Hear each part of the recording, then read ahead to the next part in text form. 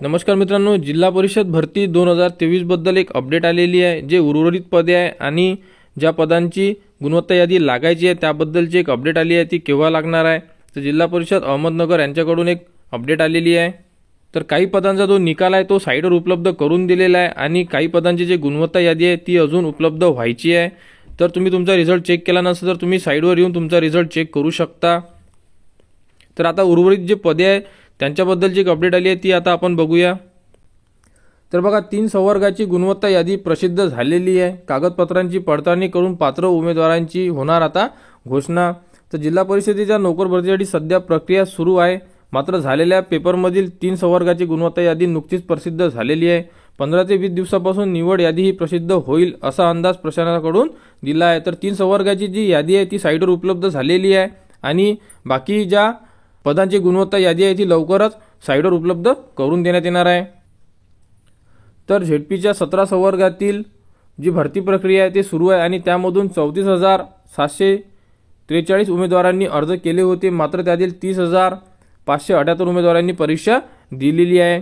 तर आता बघा, ग्रामसेवक, त्यानंतर आरोग्यसेवक पुरुष, महिला, अंगणवाडी पर्यवेक्षिका या 4 संवर्गाची परीक्षा अजूनही बाकी आहे आणि यांची परीक्षा ही 30 तारखेला म्हणजे 30/1/2024 ला कोर्टाचा निर्णय आहे आणि कोर्टाचा निर्णय लागल्यानंतर लगेच या 4 ते 5 पोस्टचा जो टाइम टेबल आहे तो साइटवर उपलब्ध करून देण्यात येणार आहे आणि यांची एक्झाम सुद्धा होणार आहे। तर त्याबद्दलची जी अपडेट आहे ती आपल्याला 30 तारखेला मिळणार आहे आणि त्याबद्दलचा टाइम टेबल सुद्धा उपलब्ध होण्याची शक्यता आहे।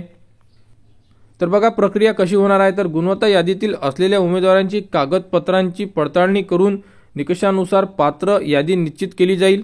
त्यानंतर जिल्हाधिकारी यांच्या अध्यक्षतेखाली असलेल्या जिल्हा निवड समितीसमोर मान्यतेसाठी ही यादी ठेवली जाईल। मान्यता मिळाल्यानंतर निवड यादी प्रसिद्ध करण्यात येणार आहे। आणि त्यानंतर बघा, अजून काही संवर्गाची गुणवत्ता यादी प्रसिद्ध झालेली नाही आहे, त्यामुळे या प्रक्रियेला 20 ते 30 दिवसाचा कालावधी लागेल। तसेच 2 ते 3 दिवसात झालेल्या परीक्षेची गुणवत्ता यादी प्रसिद्ध होण्याची शक्यता आहे, अशी माहिती प्रशासनाकडून देण्यात आलेली आहे। म्हणजे ज्या उर्वरित पदांची गुणवत्ता यादी डिस्प्ले व्हायची आहे ती यादी 2 ते 3 दिवसामध्ये साइटवर उपलब्ध करून देण्यात येणार आहे, अशी माहिती प्रशासनाकडून देण्यात आलेली आहे। म्हणजे उर्वरित पदे आहे ग्रामसेवक, आरोग्यसेवक, महिला, अंगणवाडी पर्यवेक्षिका या पदांची एक्झाम 30 तारखेनंतर जो कोर्टाचा निर्णय आहे पेशा अंतर्गत तो लागल्यानंतर साइटवर उपलब्ध होणार आहे आणि त्याबद्दलची अपडेट सुद्धा साइटवर येणार आहे आणि टाइम टेबल सुद्धा डिस्प्ले करण्यात येणार आहे। तर याबद्दलची जेही पुढील अपडेट येईल ती तुम्हाला आपल्या YouTube चॅनल उपलब्ध करून देण्यात येणार आहे। त्यासाठी आपल्या चॅनलला सबस्क्राइब करा।